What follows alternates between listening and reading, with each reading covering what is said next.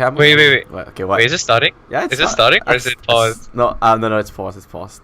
Okay, I heard you say starting. I go. No, I mean that's just that you screwed up my intro. Now I don't care. I'm just gonna go with it.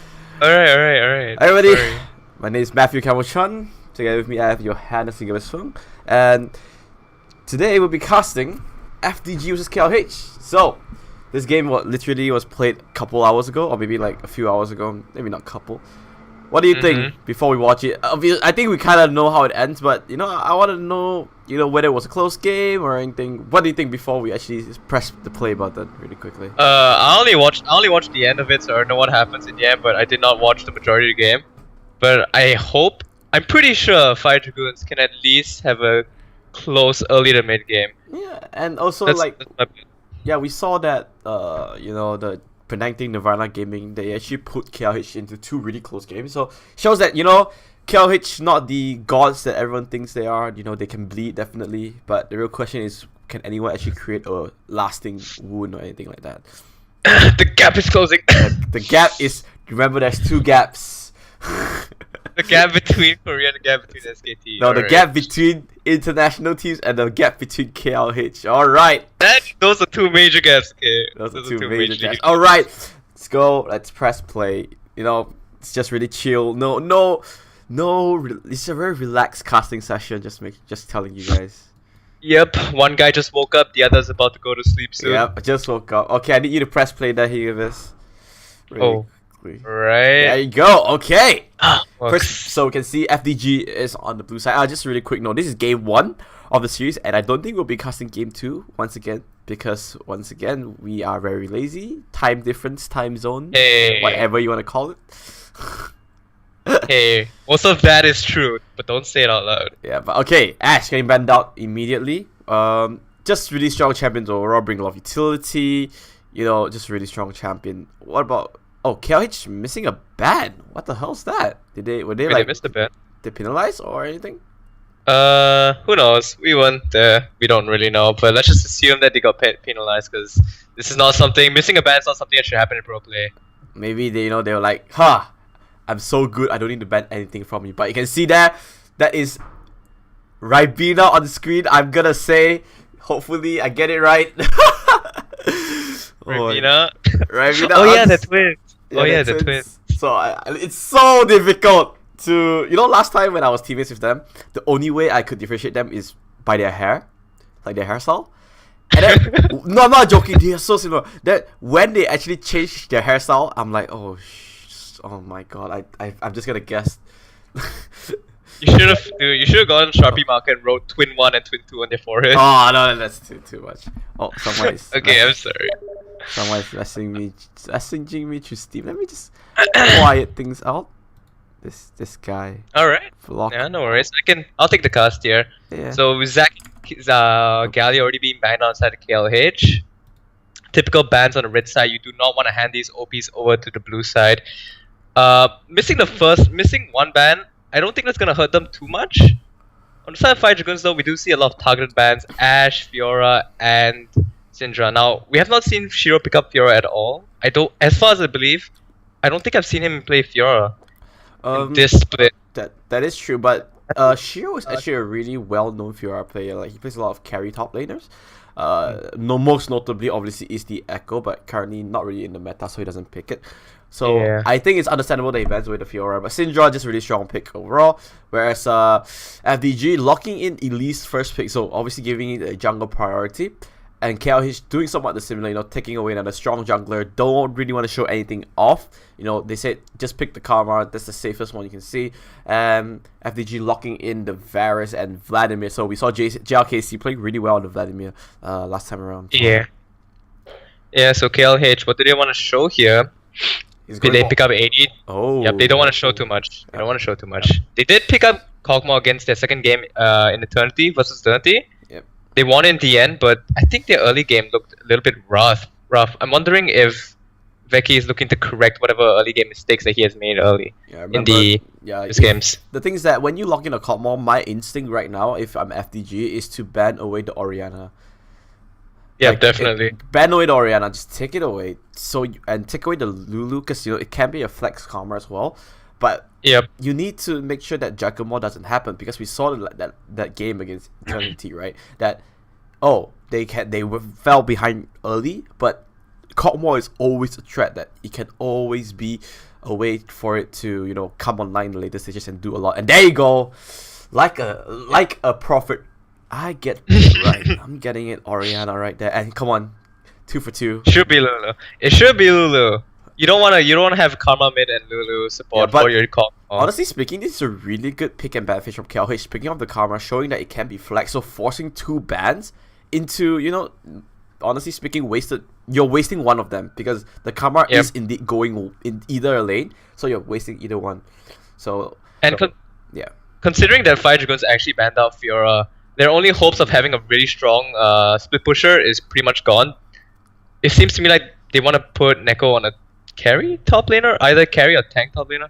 Yeah, I think he needs to go carry here, because there's just not enough damage. If you look on the lineup, like Varus and Vladimir, it's a really late game sort of oriented team comp. Like, you need some items. You need right now the reason why KLH bans out the the Kled and the Darius is because those are lane bullies, right? And they need a winning top lane now, because you see mid lane, it's a stain, but Vlad, naturally, he's just gonna get pushed. He's gonna push. He can't really own the lane. Varus, you can poke, but once again, you can't really do much as Varus. So you need a winning top lane. So FDG has to pick up something really, really strong in the top lane here. And yep, like I said, it's gonna be a Jarvan, like an all-in kind of team comp here coming from Jarvan against Kennen. Now we saw Shiro get pretty much trashed by Aaron on Jarvan, but that was also because Aaron got a lot of kills and Shiro just couldn't keep up with that. I'm surprised they banned out Darius and Kled though, considering that you could having Kennen, that you wanted to have Kennen as your top laner. I guess it's more of forcing the hand of FDG. Like Neko, maybe Neko's just really, really good at. I mean, Neko's really good at Kled. Everyone knows that, and his Darius is quite decent. So maybe it's like forcing him into something not so, not so comfortable. And I'm surprised. But those are good matchups for Kennen. You'd want to fight a Darius or Kled as Kennen. You absolutely trash these champions. Yeah, but maybe sometimes comfort over meta. Sometimes sort of situations. I think though that if they should just let Neko pick his comfort picks if he was going to pick it up. Waiting for video, guys. Okay, there you go. I think they should just let Neko pick up his comfort picks if he wanted to pick it into a Kennen in the first place. That is true. Just to really deal with it. You can't always waste 2 bans and dealing with the enemy comfort pick. I'm interested that KLH didn't actually pick out Lulu this game. And Karma is indeed going mid lane. As we, let's do this lip syncing. Like I'm gonna be the right guy. Like, yeah, so this game is a KLH, very good. My hand's gonna show that the team competition is really good. I don't know how to do this lip syncing. It's too hard. But okay. But yeah. Enough about lip syncing. What do you think, Johannes? I think he picked Zyra bot because generally Veki and Bipolar like to play really aggressive bottom side laners. They want to win their lane so they can snowball it into other lanes like Plague. This is a common trend within KLH, so I'm not surprised that while he did pick up Zyra, I always felt that having Lulu and Karma on your side while you have 2 marksmen, I'm including Kennen, would always be a much more valuable asset when it comes to team fighting. Yeah, I guess so, but in this case, Zyra brings a lot of utility as well and a lot of damage. But the thing is that with the Doran's shield currently, like, I'm not sure if you read the numbers, but there was this post on Reddit that I read was that Doran's shield is so strong that you need a set amount of damage to even start damaging the AD carry, because the regen from it is so strong, and just because of the the passive from the item where you get health every 20 health. Yeah, 20 health every time. That's just insane. And Karma, with every tick of damage from your plants, that's reapplying that 20 health. So he's gonna regen a lot. So interesting to see, whether the lane will go even or whether Ribena and Hoki can win this lane. But we saw Hoki picking up the trash again, and we saw that trash against that Nirvana Gaming. They played really, really well, honestly speaking. They the game 1 against Nirvana Gaming where Hoki was on trash, that he was phenomenal. So maybe he can replicate. Yeah. Might see Zer making early rotations to the bottom side. Whoa, look at this! Whoa! Look at this camera action! Where was this when I was casting, man? Hey, just stop to the Nexus. Okay. Okay. Alright. I thought that they were gonna spawn and stuff, but Eh. oh well. Oh well. Minions have indeed spawned, so we're 1 minute into the game, and the goal is exactly even. I'm gonna call it, Johannes. This is the only time both teams are gonna be even. Absolutely insane. Who would have thought that both teams start with 2.5k gold? Hey, I remember last time when you had a mastery that you could start with extra gold, and like some teams can start with like extra 100 gold, and it's won. The game was won immediately. Oh. That sounds useless, and I'm glad it's gone. So, Caspian not going for early invades. We typically see him cheese blue buffs at level 1 with Shiro accompanying him, but I'm glad that he did not do that again. And Just because I want to see a change of pace. And the thing is that Elise itself is a really strong duel list as well. So maybe that's the reason. Level 3 Elise, you know, with the cocoon, with the venomous bite, does a lot of damage. Oh, Definitely. My money is still on Lee Sin though, like in a straight up 1v1 in the jungle. It's level 3. Lee Sin should always have the advantage. Yeah, true enough. But oh, look at that Ribena denying Hoki that relic charge. He's like, I don't trust you, last hitting that. But Caspio there already really quickly trying to... It is actually ahead of Zer in terms of the cams. He's around half a cam ahead. Obviously, as a Lee Sin, you're much more mobile, so you can do much more and clear cans much faster. But the thing is that with both junglers starting in top side, I think this game is going to be much more bottom focused. Yeah, we can already see Caspio starting on red and Elise starting on blue. Naturally means that he leaned towards the bottom side jungle.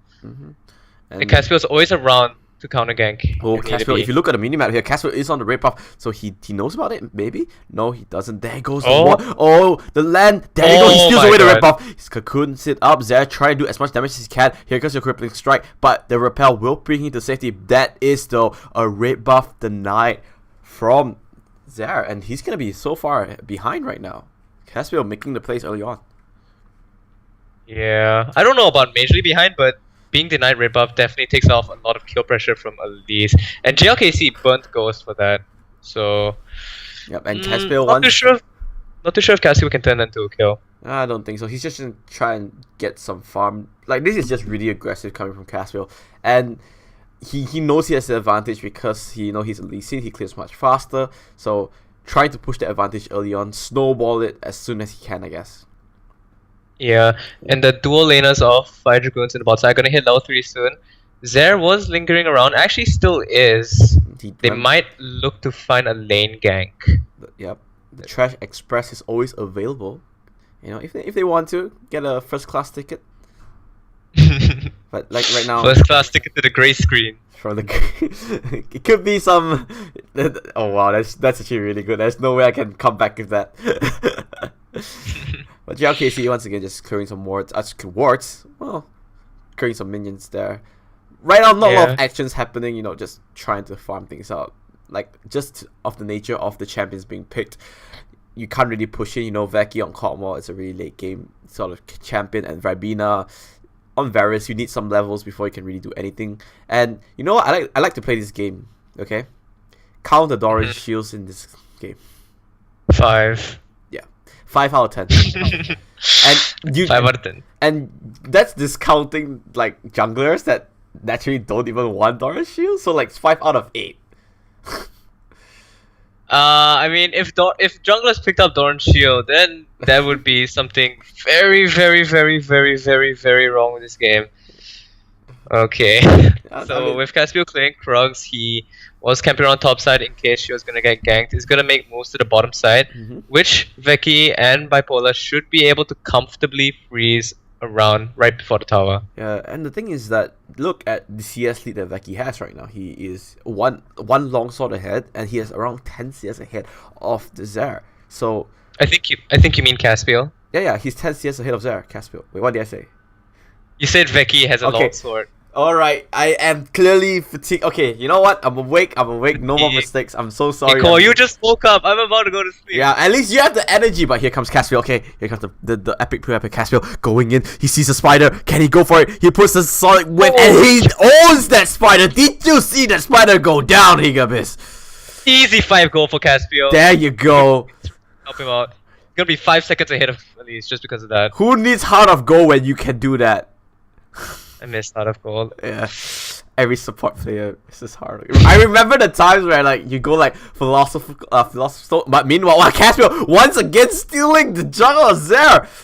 No respect from Caspiel right now. Yeah, I feel like it's just I feel like it's just Hoki not really rotating down to help out. He's look at that. Zer, Caspiel was like, yeah, come. What can you do? What can you really do? I'm here, you know. I'm in your face, taking your crux, and you can't do anything about it. Yeah, next level. I'm not gonna say the word. Anyways, it's just really maximizing a champion. Okay, maximizing a champion. Maximizing champion. Hoki should have been there to help out there. He should, because that was definitely right. Caspiel definitely would have come back in. Otherwise, he would not have planted that ward. Yeah, but look at that, Caspiel taking the Raptors, taking the Crocs, leaving those small tiny bits so that those minions stay there and deny Zer as much as he can. So Caspiel really maximizing, showing the, I guess as Riot Games would put it, the delta between two junglers. I've never heard that term before. Is really? You didn't read what was No, I've never heard that. Never. Okay, fine. You're not on the memes, man. But meanwhile, Hook lands onto Zyra Ignite as well. Bipolar dangerously low. Will this be first blood? One more auto attack. The flash coming in. Oh, Rabina actually right clicked onto Veki. He would have gotten the first blood if that was the case. But yeah, I guess a little bit of misclick coming in for Rabina there. Yeah, but you also have to remember that it's Bipolar who picked up the kill, and while it is Zyra, Zyra's always deadly when she picks up more items. It would be nicer if Kog'Maw could have gone that. Yeah, that's true. But a Juggernaut is a Juggernaut no less, and once you reach that late game stage, there's no stopping. Especially, FDG, the only chance of killing the Kog'Maw is getting a dunk from Neko. Like, what else can you do to reach the back line, honestly speaking? But yeah, only really using the Jarvan's EQ combo, and that's about it. Meanwhile, RH gonna put some damage. That beautiful Sanguine Pool, gonna dodge that Mantra Solar Flare, Inner Flare, I mean. Caspiel's in trouble though. Yeah, Caspiel is in trouble. He is a little bit low, but however, Zer, he has good backup. He is a whole level ahead of Zer right now, and this is just really sad to see. That's really a big level experience difference. And with Caspiel having the Dragon's Rage available, he should be able to make some plays right now. And JLKC, once again, clearing a ward in the mid lane. Zer finally hitting level 6. Now, interestingly, that both junglers haven't really been doing anything for the lanes. Yes, Caspiel has been doing a lot for the jungle fight, denying Zer a lot of experience as his goal, but he hasn't really been snowboarding his lanes at all. Well, I like to think that Caspiel shutting down Zer early game basically meant Veki and Bipolar had a pretty comfy start first 9 minutes. True enough. It's the indirect proportional sort of thing, Yeah, and it's because Zer has nowhere to go. He can't go top, he can't go mid because he just have speed boosts and it's really irritating. Maybe top is an option now. Yeah, since Java does have Cataclysm. Meanwhile, there's Zer in the mid lane, Caspiel in the bot lane, so both junglers getting two different lanes. Remember, Chain of Corruption is available for Ribena, so if they manage to successfully go for it, meanwhile, here comes the speed boost, here comes the lash, the stun gonna land, there goes his ultimate as well. Will it be enough? The flash is used, this is gonna be one dead RH. Yep, it's gonna be enough, but meanwhile, Caspiel in the bot lane, come on cameraman, there goes your Chain of Corruption just to stop things in its tracks. Caspiel getting a lot of damage onto himself. Great play there from FDG. A little bit of an advantage coming in, and as well as dodging the gang coming in. So yeah, all around advantage from Fire Dragon right now. Yeah, definitely setting Caspiel behind and evens things up for Zer. Ribina's flash wasn't even burnt there, and I don't think he burnt heal for that either. No, he burnt. He definitely did not burn. Yeah, the heal was burned much earlier, I think. Yeah, so that was definitely 1 point for Fire Dragoons. A successful gank in mid, powering up the Vladimir. Yeah. Oh, but meanwhile, like you said, Veki right now, he's not in the best position to do a lot of damage because he only has the oh my god, I have no idea what this item is called anymore. The recurve bow. Recurve bow. Yeah, recurve bow. League of Legends. Recurve bow. I got it. It's been here since season 1. I know. I got it right. I remember your Teemo days when you buy it a lot on your wits end, right? Hey, I don't buy Wits and Teemo. On-hit Teemo sucks. Anyways. All about the AP, but meanwhile, you can see KLH coming in, the jungle, being a little bit sneaky. I don't think they're gonna find kills onto JLKC. They They should turn attention towards bottom side if they want to look for action, but just let they could also just play it slow. They do have hypercarry Kog'Maw. hypercarry crop more indeed. And look at that. Remember, cannon is always a factor. And the on-hit cannon is so ridiculous. His split pushing damage is so high. You know. Meanwhile, Caspiel might. The both junglers might be in the bottom lane once again. Caspiel just doing Elise's crux, but as you can see, just gonna rotate back out maybe. Oh, there is gonna spot things out. He does see Caspiel with that sweeper, so he does see the heat sensor, knows Caspiel's there, but here comes RH. He's gonna be a 4-man bottom lane. The cocoon does miss, the hook does land. He's gonna go in, here comes the box, gonna slow things down onto RH. Corruption landing on the camera, but this looks like it's gonna be one dead camera. Can he get a return kill? No is the answer. 1-4-0 exchange so far. Here comes Shiro though. Where is the dunk from Neko? Is he gonna go for it? He does have to cataclysm himself. There goes your cataclysm. Remember, he doesn't have flash. There goes the flash away, and it's gonna be a 1-0 exchange coming up for FDG right now. Yeah, they can translate this into. I don't know about Tower. Tower might be a little bit optimistic, but bottom vision control is a definite possibility. Yep, Zyra still has the ultimate available if anyone decides to dive. Remember, diving Zyra is never a good idea because if he just puts down his wild growth, you get knocked up, you get damaged continuously. That's just so much poke, and there you go. Wisely, FDG just back off right now. Yeah, that was nothing they could have done from that. Just it would have been too risky considering how healthy Bipolar still was. But right now, FDG doing and KLH doing the smart play, knowing that FDG has to go back. Caspiel trying to sneak out a dragon should be successful in his attempt. But meanwhile, bottom lane, Vaki gonna go down in exchange with Trash. I think that was pretty close there. Rabina will be able to survive from the Acadian surprise. But there, yep, just gonna stick down this bot lane. It's gonna be a trade for 1-for-1. But the thing is that there you go. There goes your Ocean Drake. That is huge right now. Yeah, and Shio not having flash since he did burn it when Neko cataclysmed him opens him up to ganks from there. Yeah, and the cataclysm and with bottom. Oh, sorry. Yeah, and with bottom recently being the prime target of attention, Zare making rounds to top lane is not unlikely. That's true. The thing is that, you know, I think bottom can kind of self-sustain right now. If you look at Rabina's items, he has the BF, sorry, he has the Zeal. Looks like, what item is he going? Is he going Essence Reaver?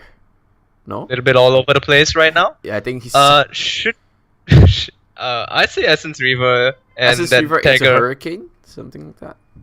Yeah, Essence Reaver into Hurricane should be it, but I don't know how to feel about that. Yeah, normally we do see Botchuk, but considering that there are no tanks inside KLH, Essence Reaver is definitely a smart choice. Yeah, and like right now the meta, Essence Reaver is sort of the late game sort of build for any AD carry. Essence Reaver into Hurricane, into Infinity Edge just does so much damage. The crits are crazy, and whenever you crit, you get extra mana. Regen. Yeah, that's so you can self-sustain, and you know, as a Varus, mana is always an issue. Meanwhile, Neko coming to the bot side. Remember, RH does not have his flash down. Does not have his flash at all. Neko coming in. Where's the flag and drag? There it is, but he doesn't land a knock up. And RH, why is he going down the turret? Look at that. I think if Neko just went for it, he could have gotten a kill. They definitely could have gone for it, but they don't have any information on where Caspian was. If he came in with Dragon's Rage Neko into the tower, things could have looked pretty bad for KLH. They could have turned to 1-for-1. So conservative coming out from Neko, opting not to go in, respecting the possible appearance from Caspian. Yep, looks like Neko apparently is a UK citizen with those conservative votes coming in. That no one is gonna get that reference. But Zare coming in, there's the stun onto Vaki. Look at that damage, and he's gone. And that's the first time I'm gonna lose my voice today. And a beautiful Trash Express, but that's not gonna be enough. Acadian surprise will be able to finish things off. Sometimes first class is just not enough to give you the pleasure at all. But here comes the Sonic Wave. That's land on Rabina. Your body says yes. Come on. No, Hoki's going to play he lands onto the minion. He goes for the minion as well. Alright, Veki now finishing Botchuk is definitely gonna give him an edge. Yeah. But thing is that even though Veki has been going down quite frequently, he's still getting the kills. You know, 2 kills right now onto Veki instead of like getting assists. Yes, having a gray screen does indeed is a really bad thing, but he is getting so much gold from those kills alone. While I would say that a kill for kill, as long as Veki gets it, would be great for KLH. At a certain point, once Fire Dragoon hits a certain goal threshold, once they start picking up 2 items, they win the team fight outright against KLH. If you look at their team composition, so many of them have CC, and they have a huge amount of damage from all 4 champions actually. Yeah. KLH want to play it slow. They should try to avoid as much conflict as possible, considering that they have Kog'Maw. Yeah, that is true. Like, they need to make sure that they, KLH's game plan, just go to the late game. FDG, completely different. They need to put on the gas machine right now, put their foot on the throttle and go all the way before that Shiro becomes a split pushing mania, before Veki becomes a team fighting god. All those things. He just needs to go. Oh, there. Wait, did he walk out? He walked out. Just a tiny misplay. Well, they would have went pretty bad anyways. Yeah, I don't think they could have killed Shiro in time. Yeah, but it's just kind of small things. But meanwhile, I can see FDG in the ball lane. Hockey does expand, the kill does go on to Veki once again, but Ribena, say your prayers. No! Flashes it away! Woo! Ribena coming in with hot plays! Even I thought he was going down. Yeah, definitely. I mean... Oh, Caspiel, is he going to find for anything? Nope. He does. They should not look for a dive. Both top laners do have teleport. Hook once again lands. He's gonna connect onto it. Here comes your flay. Here's your gold lantern. Oh, he kicks him out of range. Casper with the play, so Zer cannot actually follow up. Flash cocoon, follow up with a flash from Bipolar to make sure he doesn't get stunned. I mean, but yeah, wow, that was great play from Casper, kicking the trash out of the lantern range so that Neko couldn't actually take it. Not to mention, Neko has his TP down. He used it to try and follow up, but as you said earlier, Thresh being kicked out of the range basically meant that gank was null. That counter gank was null, I mean. And with Ribena having no summoners, along with Foki not having flash, this opens up bottom lane 2 dives, possible dives from Caspio. Remember that Shiro has TP advantage, so all he has to do is just try and shove a top wave, have Caspio set up a ward in the backline, and they could go for a 4v2. Yeah, that's true. But the thing is that with Bipolar not having his flash anymore, it could be an easy pickings for Fire Dragon right now. But Shiro going with that lightning rush, showing that even though he's a small little chipmunk with some surgical items, he still does a lot of damage. I would not trust the chipmunk with surgical equipments with my life. Why not? What if it's Canon MD? That's the skin name. He's a medical doctor. But what if the chipmunks could sing and there were 3 of them? Oh, wouldn't that be funny? And then while they do the surgery, they just keep on singing. It's like... okay. I think you have really bad Alvin and the Chipmunks. Did you really hate the movie? I liked it when I was like 8. Yeah, we're going to a replay, but while Lee Sin is right in that brush, so hopefully nothing happens. But here was the kill onto Veki. Chain of Corruption did land into an easy follow-up stun. Ribena going for the Veki kill, and there you go. He does go down. Meanwhile, bottom lane there. We thought about it. We knew something was gonna happen, and here comes Jero Kelsey flashing with the ultimate. Here comes the Hex, the Pro Belt as well, doing so much damage on everyone. KLH being so low. Here comes RH though. Does pick up a double kill. Is there? He will go down for himself. Bipolar dangerously low. A Kid Surprise will not pick up anything. RH with the inner flag will not land onto anything. Neko, he does have his flag and drag if he wants to, but looks like he's just gonna result into clearing minions. Yeah, Shiro and RH could try to look to get a tower here. I do believe that as long as they dodge death sentence, they will be in the clear. Yep, but Neko trying for a play. Remember, first half of the game is still out for grabs, and looks like they will be able to get it in. KLH getting a goal lead now, 2,000 goal lead in 20 minutes, but this game is pretty close, honestly speaking. Yeah, JLKC went in there. He blew his ulti, he blew his protoball, he blew everything on every single member of KLH, but unfortunately it was just him. Yeah, and the thing is that I think if Ribena didn't go down earlier, there could have been a much different fight. You need to understand Not to mention Cataclysm was down as well, so they could not get a ace. If it was up, that team fight would have been a completely different story. That's true. Some people might be wondering why are we overlapping each other so much, but it's insanely hard to cast without looking at one another. It's like I picture you in my head. I have a picture of you. No, yeah, but it's the body language and stuff. But meanwhile, Caspio gonna get cocooned. Here comes the Spyling doing half damage onto his health, but looks like bottom lane Cannon did TP, but Cannon will go down. 1 for 0 exchange. Here comes a repel. He wants this Lee Sin. He does have a ward though.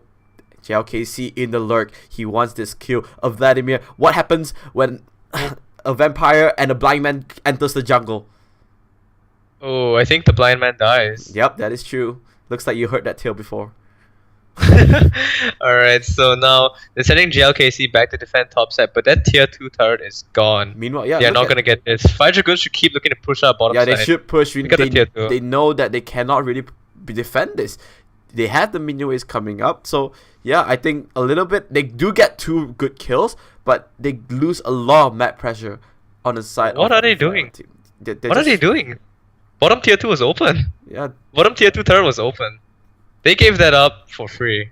Yeah, they could have got that. Yeah, they could have gotten. They could have gotten a sword, but I think their mindset was that if they continue pushing, that could have been an inhibitor turret. I guess.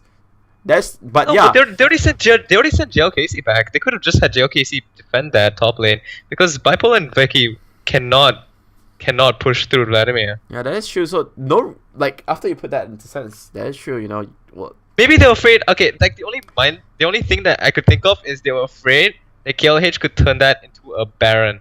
You can't really go on Baron though. I mean, Caspian was down, so once again. Yeah, Caspian.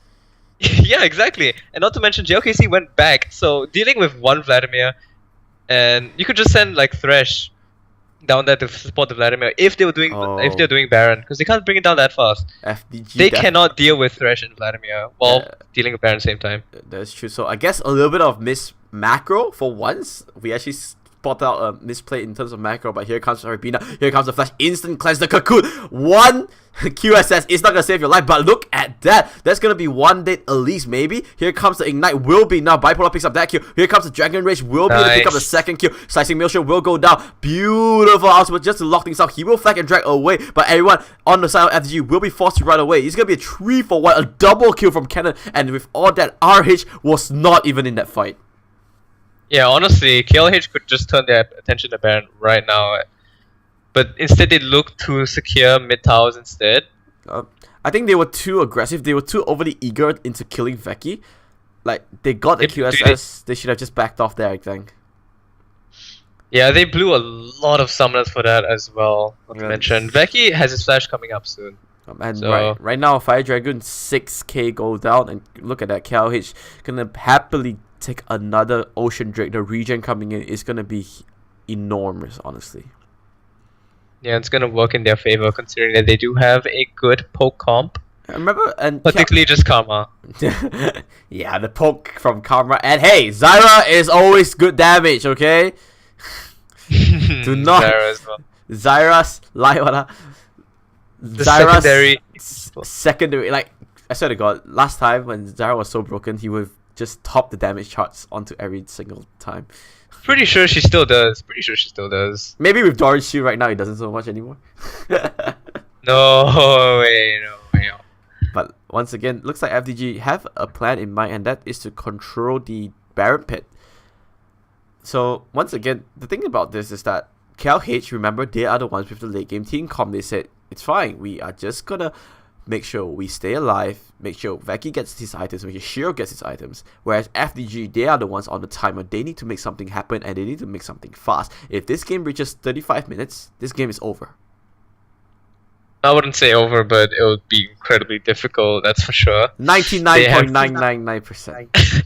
Yes, well, I agree with that. In that they have very little tools to deal with Kog'Maw. It's very predictable from which angles Fire Dragoons would work from to try and backline Becky as well. And if you consider that, remember, all outer turrets except for the bottom one is still alive for KLH, the flanking potential for FDG is so limited right now. Yeah, and with mid and top, tier 2 and tier 1's gone. Hook lands onto Zyra. This should be a dead Zyra. There you go. But the amount of damage coming in will be huge. But at the end, it's still a 1-for-0 exchange. I'm calling it right now. Bipolar's gonna top. He's gonna top the damage charts. Even with Kog'Maw in the team? Are you mad, Higgabes? Are you serious, dude? It's Zyra. All right, let's do this. Okay, let's do this. I'm gonna bet. Okay, let's do a bet. Veki died 5 times. Okay, Veki died 5 times. I don't think he's doing that much damage right now. You know what? Let's bet one roti chana when I get back. On Roti Canai. Yeah. You're gonna pay for my flight ticket to KL to pay for Roti Canai. Whenever you're in KL, I'm gonna buy you one roti canai from any store you want. Alright, sure. I'm saying, You gotta- but I'm saying that Veki tops the damage charge by the end of the game. Okay, my money is on bipolar. So Okay, if I win, I get like one free like curry mee when I go to Penang. free curry me, Yeah. sure. And I'm going to Take it to- Penang. I'm telling you, I'm going to Penang. Okay? Are you going to Penang? Yes. Are you for real? Yeah, in December. I don't know if I'll be around in December, but Alright. if I am, I'll let you know. Anyways, yeah. Back let's to the get back game. to the game. Back to the game. Back to the game. Enough about local talk. With KLH securing 4 turrets in the top and mid, this definitely opens up a lot of possibilities for them. They could have sheer pressure down bottom side like crazy and secure as much vision on the top side. Slowly lull 5 Dragoons into the Baron, into the top side jungle where they can fight there. Where Zyra really shines. Yeah, and in my remember, opinion. you know, Zyra really shines, like you said, in small corridors, right? If he can just put down his ultimate in like a small angle, everyone will definitely get hit up, and everyone will just get damaged continuously. Yeah, definitely. Getting knocked up is absolutely devastating, especially when you have Cogwall, incredibly high damage dealer. Not to mention Cannon, who already has Ruinous Hurricane picked up, so he's gonna stun you a lot. Yeah. You're gonna get chain CC. You're gonna take a lot of damage. You're not gonna recover. Yeah, and the AOE is just huge coming from KLH. How FDG can really win this game is just pickoffs, right? But the thing is that with KLH, look at that, they're playing so disciplined, they're playing really uniform, always drawing a line across the map, making sure that they don't overstep their boundaries. So yeah, KLH so far really in the driving seat right now. Yeah, definitely respecting. Oh, meanwhile, Caspian? as I say that, Caspian just like, no, what is discipline? No. So with 4 members in the top side, this does mean that Shiro is open to push bottom. He knows that no one's gonna come for him anytime soon. Yeah, So only he's definitely Neko got is jumping. there, but in this case, I think Neko can't really 1v1 the cannon anymore. The item's frozen, mallet just to cut him around. Pretty tough to bring down the Jarvan, bring down the cannon. He's just so slippery. And the slicing motion Yeah. will just continuously stun. But look at that. KLH will be knocking down to the mid lane. They said you won. Oh my god. Lee Sin is going to play backdoor protection. He's going to be the one to stop the recalls. Looks like they are going to stop only JLKC's recall as well as Elise's recall. But JLKC trying to stay alive. Elise does miss the flash. And Caspiel just like a smooth criminal walks in and walks out. Neko will not be able to defend this. And once again KLH honestly outplays FDG in terms of macro right now. Yeah. They always lose the turret races, or they pick the worst kind. Yeah, I mean, they need And to I feel like understand, right? Like, I feel like Zer should. it's Cop Sorry? War. It's Cop War in Cannon. Obviously, you're going to push really quickly. Yeah, and not to mention, there's common speed boost them out. So if they always want to get out, they're always open to just push these lanes down incredibly hard. Yeah, I remember Like you said. the times where you could actually speed boost the minions, and I always did that. It was like the funniest thing in the world. It's like, I think I'm glad they took that out. I think it's kind of dumb. Yeah, it's so dumb because you get it pushed back. Oh. Here comes the chair corruption, lands onto the Shiro, but looks like that is not the main target. Shiro doing enormous amount of damage. Looks like he will go down himself. No, still staying alive, but skin of his teeth. Repel does go up. Here comes the down. Does pick out the first skill, but Zer is struck in the catapult himself. Veki dangerously low. JLKC still alive. All 5 members of FDG still there. Hooks land onto Caspiel, but will there be any follow up? No is the answer. Here comes the Mantra Shield. Rabina is back and he's ready to fight. He does have full health, but he does not have any backup. Inhibitor goes to KLH, and 1-for-1 is the end goal of the fight. Well, looks like Veki, he's not done. He has popped his QSS. Hook lands onto RH. The damage is there. Rooted is JLKC. He will not be able to actually do anything. Remember, there is no CC. The only CC right now is the Trash Hook and the, I guess, Cocoon, because Neko is down. And after that, KLH is happy to just walk away from that. Yeah, KLH. I was a little bit worried that they might have been overstaying their extension there, but none of them got picked off, so it didn't backfire on them. I think JLKC right now, he really needs a Rylai's Crystal Scepter. He went for the Leandris, but you could see, right, that he has damage. He just doesn't have enough time on those targets. If he gets a Rylai's, maybe locking down targets in small bits of times, he will be able to do a lot of damage. Yeah, that's true. Void stuff is also another possibility. He has for more him if stuff he wants already. to pick it up. Oh, he does? Yeah. Oh my god. My mind blanked out. I'm sorry. Yeah. Come on, man. Come on. Wake up. Alright. Right. Waking up. It's only 5 yeah, p.m. It's only 5 p.m. Come on. 25, yeah? You're right.